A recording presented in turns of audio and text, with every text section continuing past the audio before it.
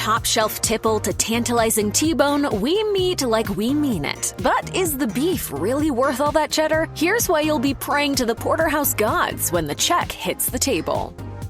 It's no secret that restaurants are busy hyping up the alcohol as soon as you walk through the door. You can sit at the bar while you wait for your table, there are exclusive wine pairings, and your glass never goes empty. 750 estimates that while food accounts for 60 to 70% of restaurant revenue, beverages amount to 80% of profits. And this is the result of several factors. While food requires an army of kitchen staff, cocktails only need a few bartenders to churn out enough drinks to serve a full house. These profits are crucial for steakhouses, especially those like Texas Roadhouse, which stays competitive by charging as little as $9.99 for a 6-ounce sirloin. Their margins on meat are slim, making alcohol and other high-margin items their bread and butter. There's all kinds of other wines. Peanut Nor. High-end steakhouses' top-shelf drink offerings are a status symbol. Many even staff their own sommeliers. Pappas Brothers Steakhouse in Houston boasts a collection of 40,000 bottles, totaling approximately $6 million. And Ruth's Chris Steakhouse offers its annual Tastemaker series that features 5-course meals expertly paired with wine and cocktails. Tipsy diners are guaranteed to bring in the big bucks.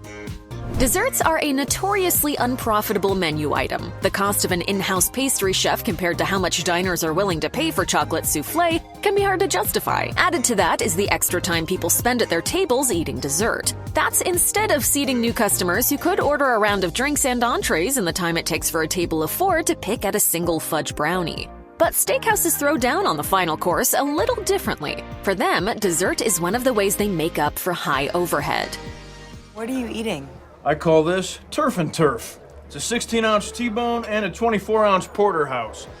Morton's revamped its old-school business model in the mid-2010s to appeal to a broader swath of the steak-loving population. Part of its scheme was to add smaller cuts of meat to the menu, giving diners more room for higher-profit add-ons like sides and desserts. Company COO Tim Whitlock told Nation's Restaurant News, "If you get a dessert or salad, I'm a very happy person." The strategy paid off. In 2016, Morton surpassed Ruth's Chris to win the Consumer Picks survey of fine dining chains.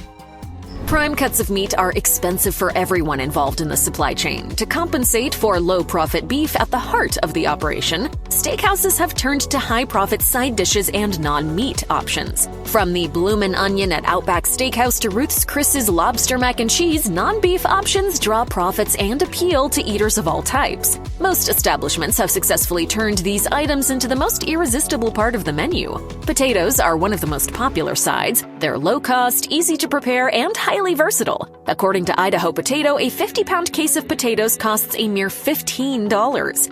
Compare that to the price of a baked potato at Texas Roadhouse, $2.49 without toppings, and you can easily do the math. On the other end of the spectrum, Shula's Steakhouse charges $12 for a loaded baked potato. Upselling is one of the most ironclad tactics in the industry. If you've ever had a server ask you if you'd like to add a side or have a second glass of wine, you've been on the receiving end of it. At a steakhouse, your server might ask if you want the 8-ounce sirloin instead of the 6-ounce, or suggest you pair the ribeye with a more expensive wine. A smooth upsell comes across as attentive service, rather than pushy marketing. However, some employees have revealed the challenge in finding the balance. One Texas Roadhouse server took to Reddit to ask for advice on how to be a better upseller, sharing, "I'm not awful, but management clearly bases my value on how much I upsell, so they're constantly trying to get me to improve." Wait, did that waitress listen to a word I said?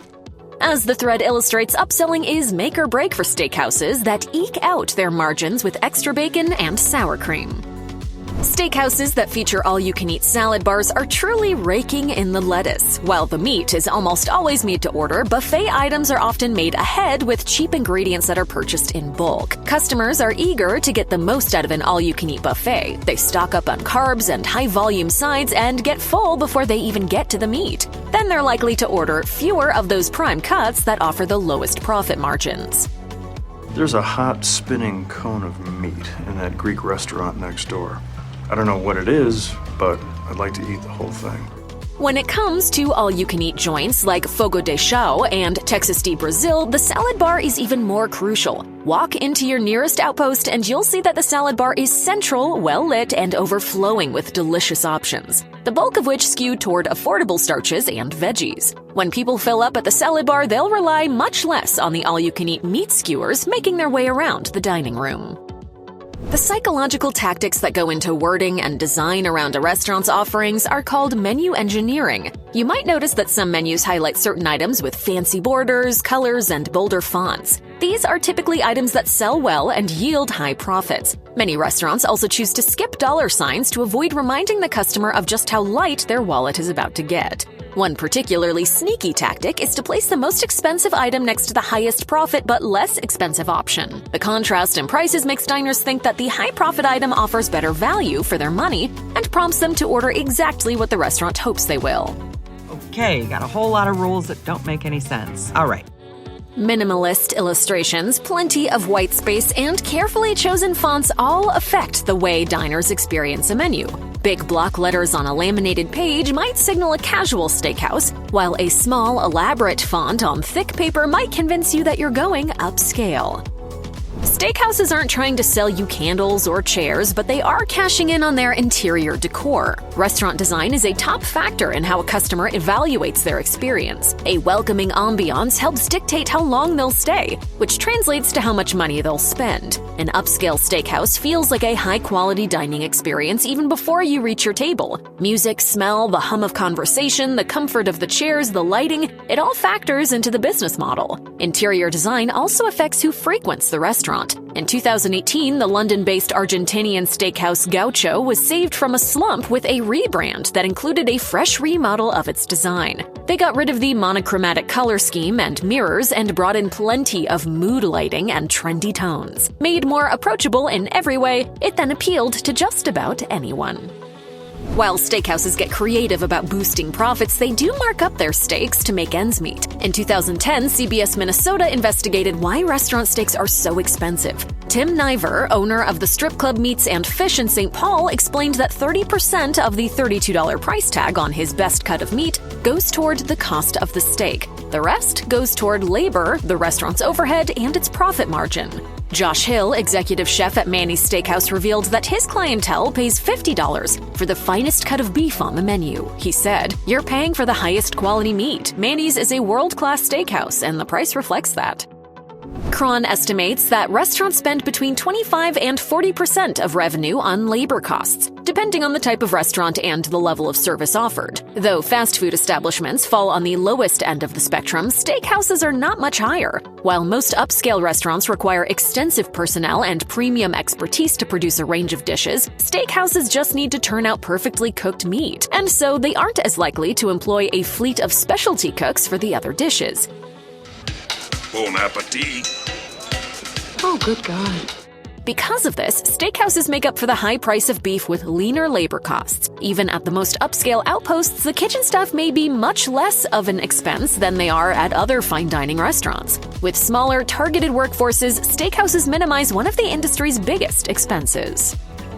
Despite their low profit margins, steakhouses are known for sky-high revenue. Customers spend much more than they do at most other types of restaurants, largely due to the expensive entrees. Add the perfect bottle of wine and you're looking at a hefty check. And that's regardless of whether you're eating at a casual joint or at Prime Las Vegas, where steak can set you back a whopping $165.